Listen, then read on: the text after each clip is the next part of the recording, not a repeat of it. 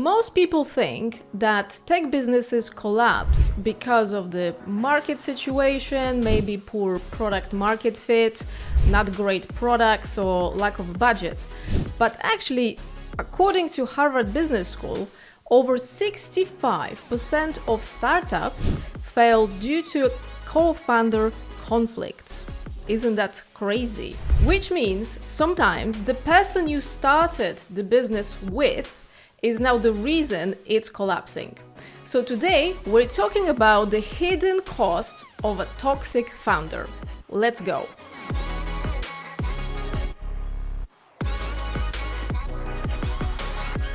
All right, so the co-founder of AngelList once said, choose your co-founder like you choose your spouse. You'll spend more time with them and the divorce is more expensive. I love that. I think we doubled on this one, doubled down on this one, Simon. Yeah, we have all of that covered. Yeah, it's going to be expensive. Let's hit you with some brutal stats. Companies with unresolved co-founder disputes are 3 times more likely to shut down within 3 years. Wow. That's had pretty no idea. hefty, isn't it?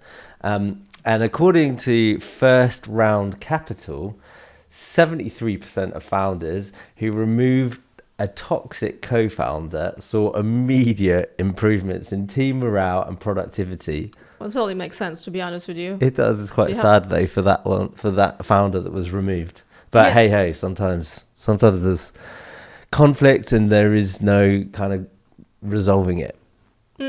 And I want to say that I always think that, the cost that company has is like all related to actual business. But I recently read the average cost of co-founder disputes could go up to 2.4 million in legal fees. So, and your lost revenue and your turnover, right? That's crazy. Like, that's a lot of money. I mean, a lot of startups don't even get that money as like investment money, right? And just miss all that money because you have not the right person working with you is absolutely mental. Yeah. So only 17 founding teams, not 17, only 17% of founding teams survive their first major crisis together. And a toxic co-founder can cost you company, your reputation, and even your mental health. I think that last one is the biggest one for me personally. The mental health. Yeah, the mental health. Like when you're building business, you actually want to be in a very good shape mentally. And you have somebody draining you all the time. I think that's like the biggest, I would say it's probably for me personally would be the biggest problem. You sound like you're speaking from first-hand experience. Okay, right. Investors often say, I bet on teams, not ideas. So who you work with is sometimes more important than what you're working on. VCs like Mark Andreessen, Paul Graham, and Fred Wilson have said, I'd rather invest in an A+ team with a B idea than a B team with an A+ idea. That makes sense, actually.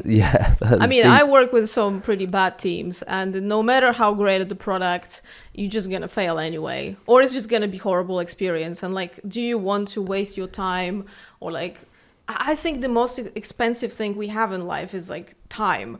So the decision that we want to spend this time with this team, like, and interact with them every day, like, especially like how they resolve problems, that for me is the most important. How do they resolve conflicts? If that doesn't work, if that's like not very efficient, I would just stay away from that. Yeah, and like an idea is just an idea, right? To actually get that into full fruition and make it into something, there's a lot of problems that need to be overcome, and you need a supportive team around you, partner, to make that happen. So I can understand what they're saying there around the A+ with the B idea, because you can make a B idea into something better, but you can't go the other way around if your teams. And we've seen that so many times, right? With so many companies that we work with. 100%. Okay, so in today's episode, we're going to talk about the hidden cost of a toxic co-founder. You're probably not tracking. The real life stories of when the co-founder almost killed the company. and how to save your co-founder relationship if there is obviously a possibility of saving it. Okay, let's go. Great, let's kick it off. So the hidden cost of a toxic co-founder that you're probably not tracking. So if you have a toxic co-founder, they might become a massive time drain, right? So we're saying you could end up spending 40% of your time managing their problems instead of growing the business. So here's a good question for you. Personal business, is it okay to bring personal stuff into business? Ooh, it's a hard question. I mean, we probably know, like, definitely somebody who has brought personal stuff into work. I think it depends on your personality as well, because some people are very good with sort of separating business and personal. For other people, I think it's like a constant mix. So if you get upset at home, you bring that to work. And of course, if you're going through something horrible, like divorce and stuff like that, that definitely will reflect on how you are in the business. So I can see it like from both sides. Like, I think it's okay to bring it a little bit, but I think if you keep bringing it and you keep draining the sort of team and the business, I think at some point it will become a bit too much. I think there's like some kind of line.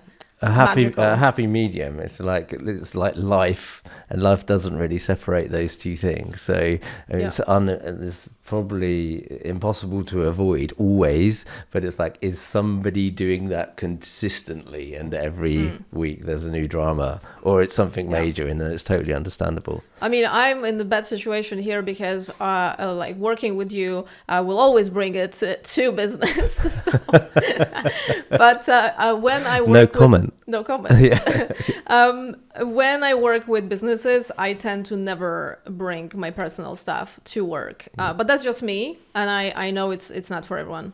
It's very professional. Okay, so another cost of toxic co-founders is decision paralysis.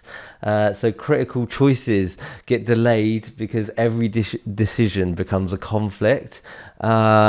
Interesting one that, like, there's a place obviously for healthy debate, right? Well, again, it's like the answer is depends. It depends on the situation, what the questions. But yeah, I would find it very difficult working with someone that every decision needs to be sort of discussed a million times, and somebody who finds a problem with everything. But at the same time, they might be finding some valid things that we should consider, right? So again, it all depends. And I am pro discussing things and making decisions together, obviously, if you're two co-founders, but it needs to be to a certain degree, not too dramatic and, not too intense, if that makes sense. Your choice of words are interesting. Yeah, like creative conflict. My mentor actually said to me just recently, is a really good, healthy thing, right? So, it's the time and place, context. Is it productive? Are things moving forward as a result of it? Yeah. Okay.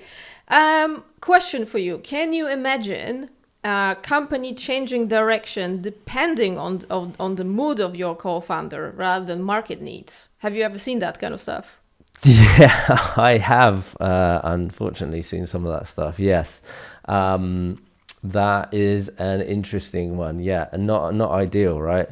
I mean, I would call it mood drift.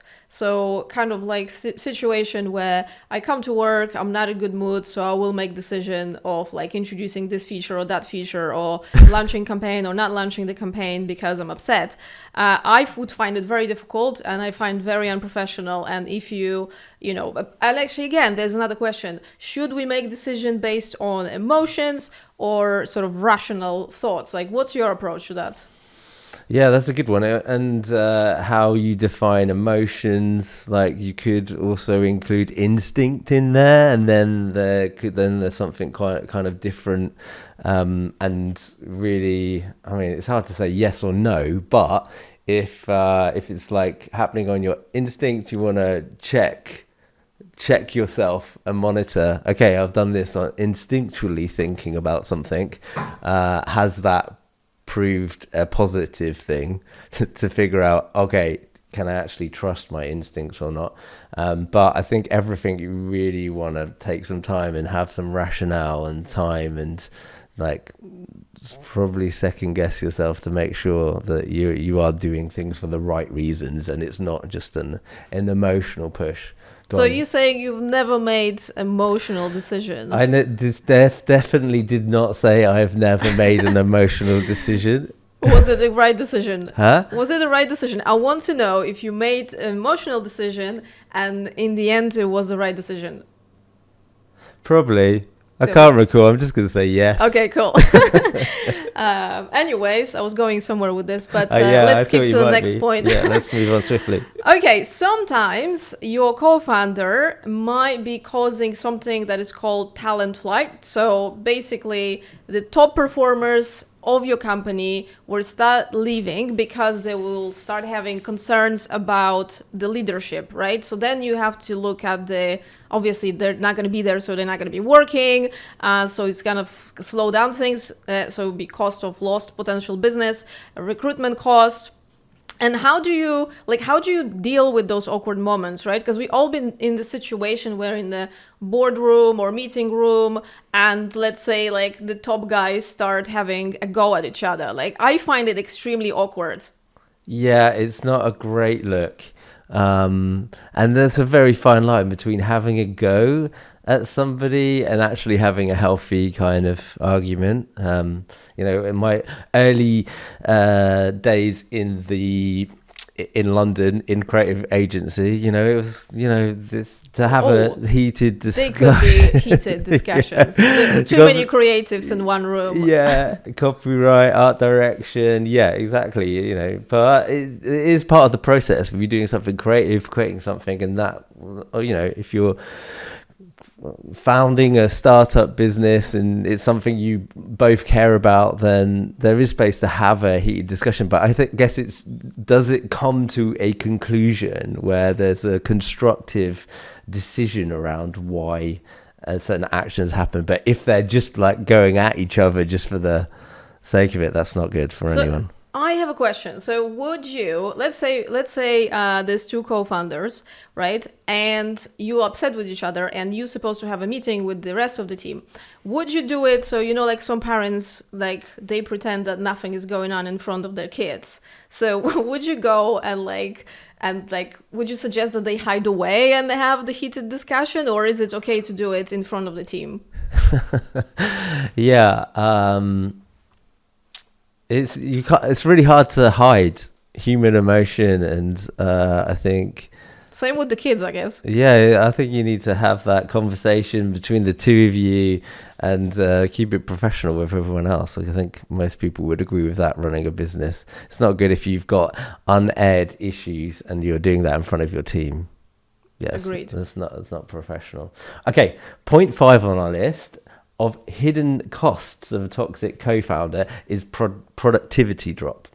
So teams spend energy navigating politics instead of building, and everyone gets distracted. Well, I've seen it so many times, so many times. Yeah, it's wasted energy, I swear.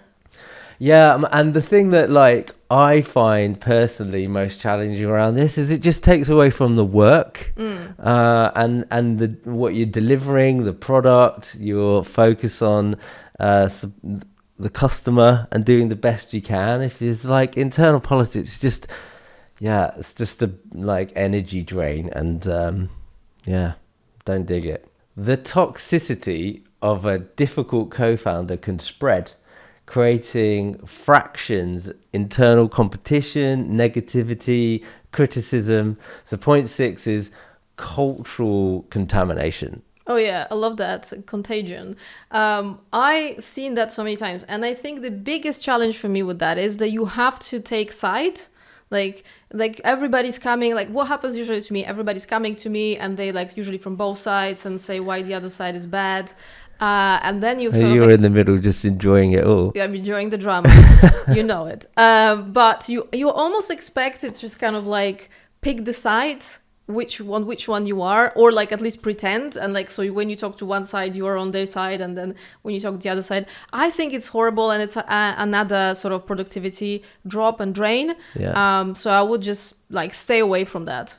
Yeah, and I've seen this happen in corporations where they might have decided internally within the business it's a smart idea to split up certain areas of the experience, and then when you see that conflict kind of happening, culture challenge between those two sides that might need to work together on the experience for the customer, then you get that sort of internal divide can kind of be reflected externally on the experience and really impact like a customer's experience with a business. So yeah, I think you're making such an interesting point here. Thank you. We always forget that, right? That what is the saying? The fish rots from head.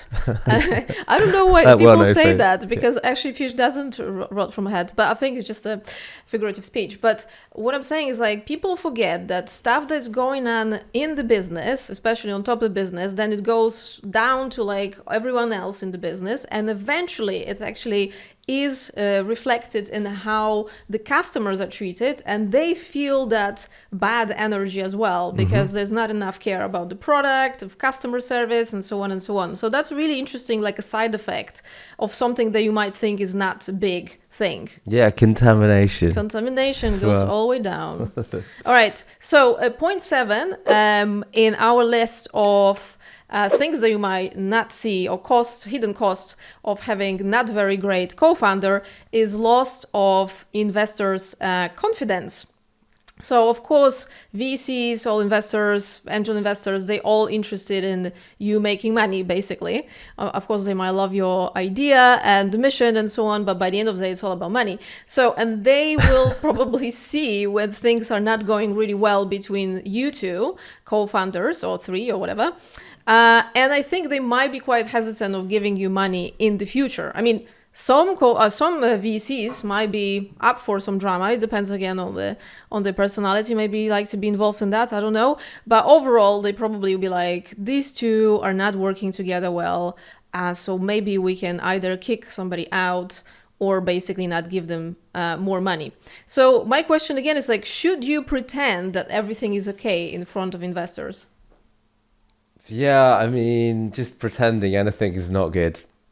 Just sort the conflicts out, have it out, and and then there isn't a problem. Yeah, you can't really pretend. I think people are more in tune with what's happening with other people than they might realize. You can say something and put on a front, but people might be able to feel that under the hood, as it were. Under the skin. Yeah. Yeah, so true.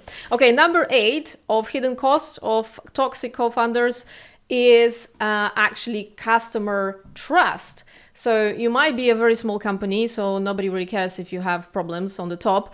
But if you're a slightly bigger company and the co-founders having problems, that sometimes can be very apparent to the customers. They might read on the blogs, or maybe there's even like, I don't know, Daily Mail page, showing you two going at each other in the park or something. But that can make, customers suspicious of like how good you are, like how together you are. Like if I have a banking app and I saw co-founders like having real serious problems, I would be thinking, is my money safe? Like, is that okay? So that's something like maybe, for small companies, not so big, but in general, it can sort of make customers think, do you like know what you're doing? Yeah, I think that's a good example, particularly when it comes to your money. Yeah, exactly. Okay, other costs of toxic co-founder could be partnership damage, so you might not get partnerships you wanted to get. Legal expenses, like we mentioned already, it's $2.4 million could be sort of average cost of getting rid of toxic co-founder. Or, the most obvious one is obviously revenue loss. Yeah, 100%. But I think the biggest challenge with working with the toxic co-founder is second guessing yourself. falling into that habit of thinking, oh, is it not them? Is it you? Being kind of gaslighted by that co-founder. Like, have you ever worked with someone like that? How did that make you feel? Me, I worked once with a micromanager. So Just one. just one. Just one once. To be honest with you, he was really good at his job, and I think his heart was in a good place. I mean, I was a consultant, so I wasn't so affected. But I could see the team dynamics were really bad, because when you are a micromanager, which I think co-founder could be easily a micromanager, people just around you don't feel like you trust them. And eventually they feel like they can't do their job well. Right. So whenever we would have interactions and I would explain something, that he could override it and tell me how to do it differently, even though I have much more expertise than he has. So I think it was horrible. And in the end, the whole team fell apart. And overall, people really disliked working with him. And I actually felt really bad about that because, like I said, his heart was in the right place. So I think how we get to where we want to get is as important as what it is that we trying to get to. Makes sense. Okay, so let's talk about some real life stories about not maybe the best co-founders. Like, one of my favorite stories is the Tinder story. Okay. I don't know if you've heard of that one. Reminds me. So the two co-founders of obviously Tinder, as you know, this is like a dating app. I personally have never used it, but Never. That's not true. I have downloaded it just out of interest because I was interested in the interface. Oh yeah, Yes. the interface. Yes. That's what you're interested in. So the co-founder of Tinder, Whitney Wolf Hart, she allegedly was harassed by her co-founder and ex-boyfriend, Justin Mateen. So in 2014, she filed a sexual harassment lawsuit and with documented sexist messages and some degrading treatment. Awkward. That's really awkward, yeah. So anyway, so there was a massive leadership breakdown. The Tinder's executive culture was exposed as very toxic and very immature.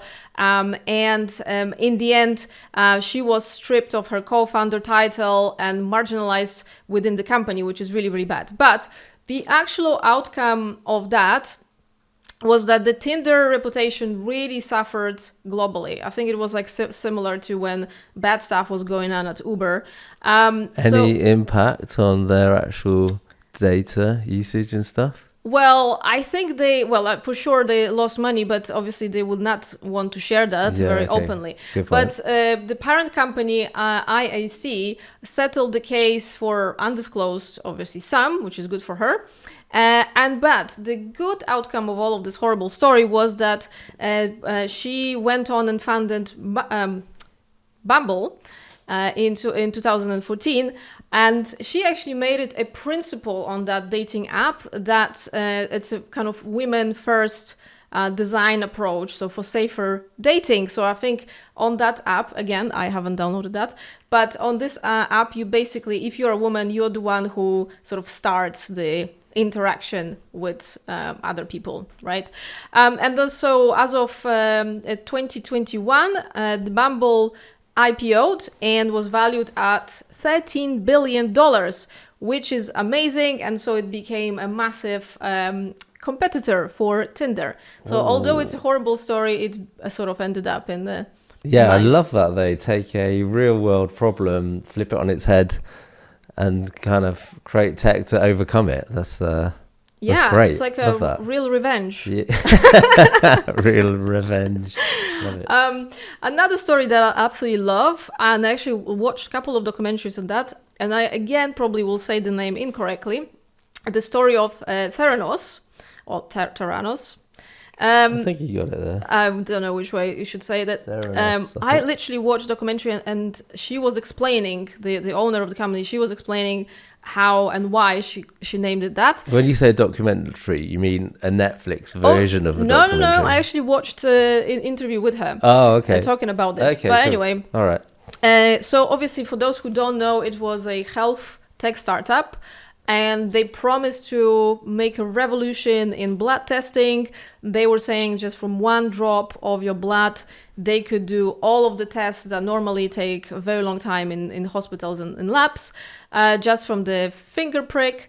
And at its peak, the company reached a 9 billion valuation and raised over 700 million from investors, which sounds amazing.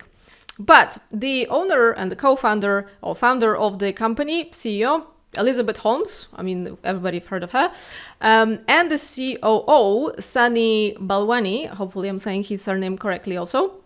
So they were running the company, they were really, really close, but they also were concealing the actual personal relationship. And on top of that, they were suppressing, apparently, whistleblowers and silencing the staff because they had all NDA signed, and also intimidating people who were raising voices that the company is not really doing what they're saying they were doing. Because in the background, they actually were taking the blood test, pretending that it's from the fingerprint prick, and then actually run usual blood tests that you would get in labs, which is absolutely insane story for me.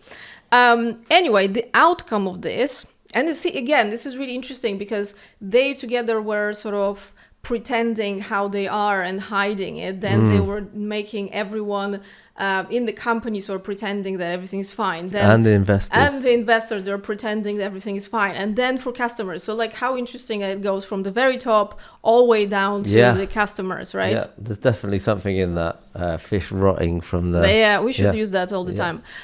So the outcome of this, obviously, like I said, the technology never worked. Patients received, obviously, fake results that were from actual lab rather than from finger prick. So investors were misled, major partners pulled out, and the final of that was obviously Holmes was sentenced to 11 years and Balwani to 13 years. So that's another great example of when the stuff is not going well between the co-founders, your company might be doomed. Yeah, and how did she get less time than he did? What happened there? I don't want to speculate on that one. Oh, you don't? I don't want to go there, yes. Okay, we'll just move on. So how to save your co-founder relationship before it's too late? Good question. Okay, here we go. Right. Mutual awareness. This is an important one. Are you even willing to have a conversation? If there's like two of you in a situation, it could only ever be 50-50. From your perspective, it might seem like it's all that other person, but you each have to be able to kind of like hold the thought of, oh yeah, there is responsibility on both sides. So are you open to a conversation and able to sort of accept responsibility? That's a really hard one. I mean, accepting responsibility, it took me many years to be like, oh, I'm not this very nice person as like I thought I was. It's like, oh, in those situations I should yeah, it was my kind of fault that this happened. So that, I think this one is really, really hard. You want people to do. Yeah. And okay, our second point, personality patterns. So wait, I just want to go back quickly. Okay. So we're saying in order to save relationships, there's a couple of things that we can do. Relationship between the co-founders. Yeah. Number one, you said mutual awareness. Yes. So, and that's like a beginning of it. And the second of all, we're saying the personality patterns and understanding of that. Yeah. Absolutely. Yeah. Like there is a whole minefield of personality patterns, and but there's one specific one which I'm actually super excited to talk about, and we will like dig into this like a lot deeper, I think, over the course of like our time. We've got a pillar of this like in the podcast, but there's a specific one which is like a really ancient map on internal patterns of behavior, and the sort of, I've got the overall concept here just to give you some sort of context around it. It's like, it kind of says there's 9 personality types. Oh my God, our mentor, if she heard me say 9 personality types, would shoot me because she believes it's a lot deeper than that. But it's about our unique motivations, fears, desires. Like the things that kind of like drive us, our core motivations, dynamic system of growth and stress. So like there's 2 supporting points that you have around those 9. And it shows you like how to grow as an individual. So sort of where you understand where you sit on the map. You start to understand how you can actually grow as an individual, which is right for you, not aligned with what you might see like online or everywhere else. And it's like a great tool for kind of self-awareness and relationship. And sorry, before you continue. Go on. I think we didn't actually say what's the name of the... No, I haven't. I'm about to get to that. Sorry. I'm sort of building the tension here. Oh my God, I can't take it anymore. Is it just confusing? You're not following it at all. Yeah, well, the map is called the Enneagram. And that's actually something that has been used quite a lot by tech founders. And we actually worked with a startup founder for quite a while actually, and she said a lot of investors have said to her, if they come on board or we give you investment, then we'll actually pay for you to go and do this course.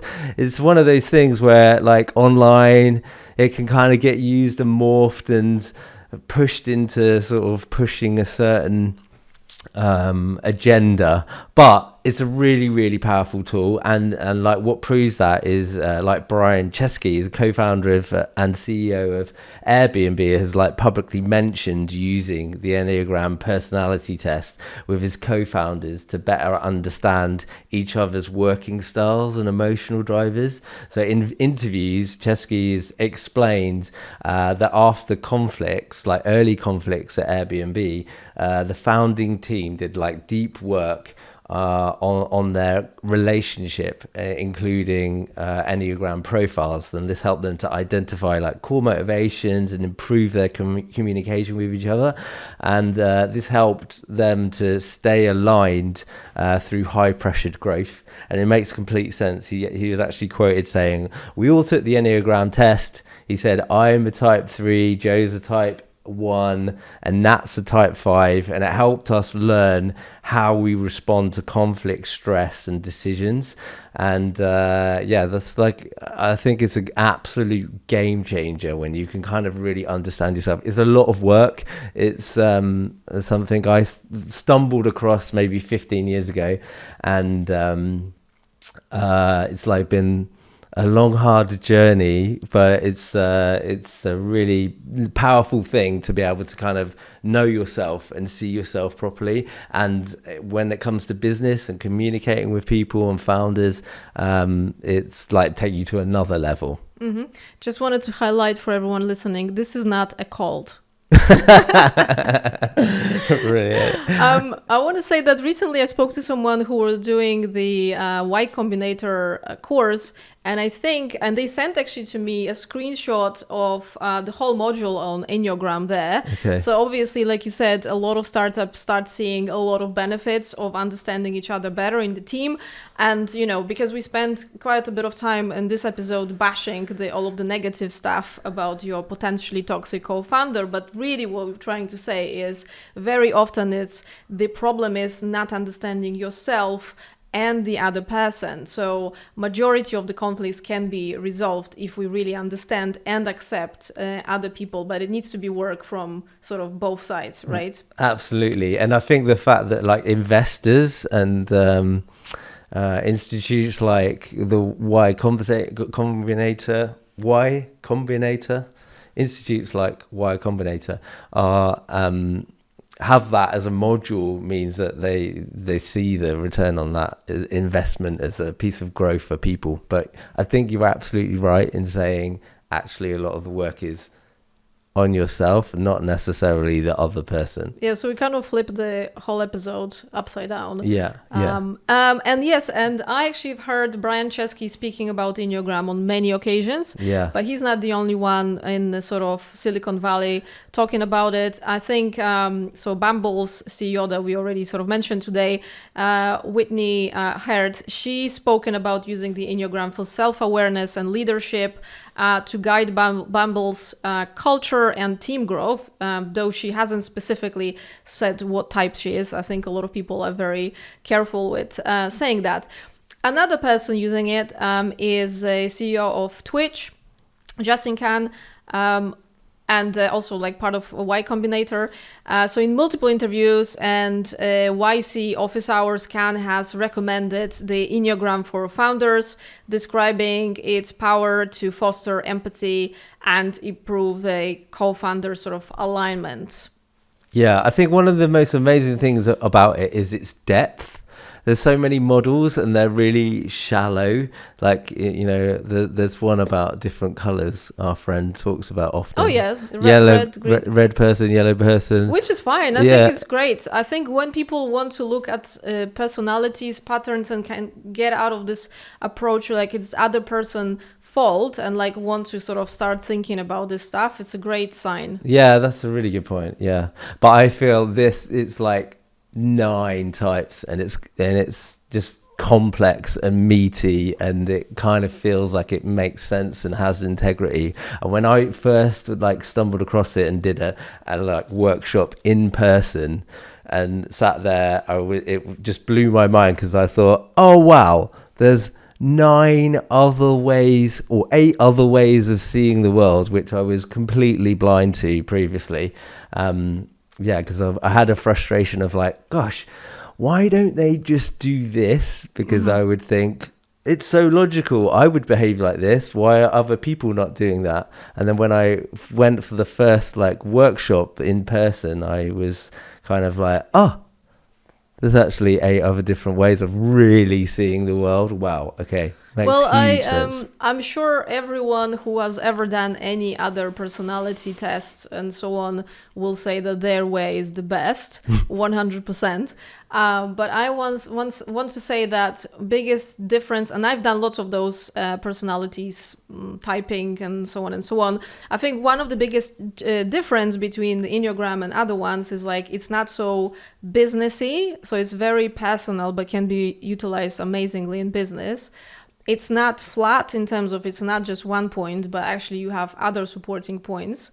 And also I was going to say, you should not really be doing tests. It's not a test, and it's more taught with stories. So actually you decide who you are, and things like that. But anyway, like we said, we're going to do like a whole episode about this. But it's definitely something, if you're curious about it, go Google or ChatGPT Enneagram and have fun with that. Yeah, and the key people, I think our key coach, just if you wanted to like have some good references, she was trained with Helen Palmer and David Daniels, so there's some good references if you actually went online to look at them. They teach you in a good way. And they both psychologists, of Stanford and University. Psychiatrists. Yeah, and they studied and did a lot of work with it. So they actually know what they're doing. Yeah. All right, cool. Let's summarize this episode. Obviously, we spoke about the hidden cost of the toxic co-founder. We also said that 65% of startups' failure stem from co-founder conflicts and not so much market conditions, which for me was very interesting information. 65% is huge, because if you think about that fact of 9 out of 10 startups failing in the first 3 to 5 years, and this is saying 65% of them, over half, it's just because of people not understanding themselves or the other person. Surprise. Yeah, wow, massive. Okay, the costs are mostly hidden, right? So it's not really visible. You're not putting it into your, business sheet where you put all of your costs. You're not putting that there. Not hidden from the investors. Yeah, well, so obviously time drain, talent flight, opportunity loss, and cultural damage often exceed the obvious financial impact, right? The early intervention is the key. So like we said, address the problems when they're sort of starting to appear, not when you already have a crisis. And sometimes it's hard to see, right? Because you start business with someone and you think you know them, but you actually don't know them so well until you sort of spend a bit more time with them. Yeah, it's like, when you first start dating and then you go on holiday with someone for the first time. Oh my God. Oh, that's how to get to know someone. That's right. Make it a short trip to start with. Trip. Yeah. Well, you can't do a short trip when you're starting a business. Exactly, yeah. Brilliant. Okay, so sometimes love means letting go. So removing a toxic co-founder can save your company, but obviously we're not encouraging that at all. And I would say if you're listening to this and you're struggling with your co-founder, don't let go, don't give up so easily and early.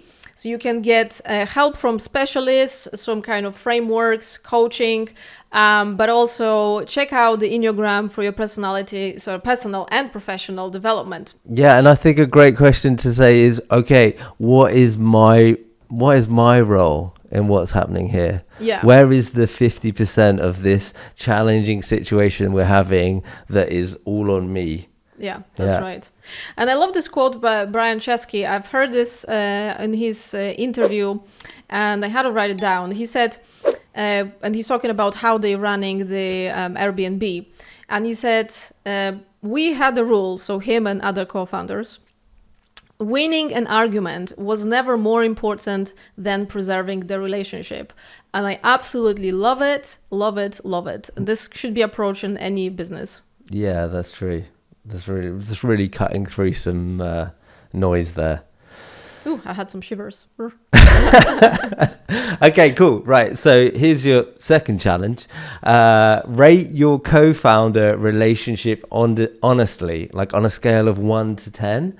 10 being amazing. Where are you sitting at the minute? So if it's below 7, you need to have a conversation. If it's below 5, you need professional help. Well, that sounds really serious. Well, I want to add to this. Another challenge is rate yourself as well as a co-founder. Yeah. Rate yourself, yeah. I'd start with that one, actually. Would you like to work with yourself? God, there's a question. Let's not go there. Yeah. Okay, cool. Well, thanks for tuning in to Building Great Tech. If this episode made you uncomfortable, good. It means you're listening to something important. If you enjoyed this episode, like and subscribe to us. We really love to have you on this journey with us. Connect with us on LinkedIn and socials. If you've got any questions, please ping us. We'd love to hear from you. If you go to our website, buildinggreattech.com, we've got free guides on there and support and tips on how you can build better tech and make your business more customer focused and profitable.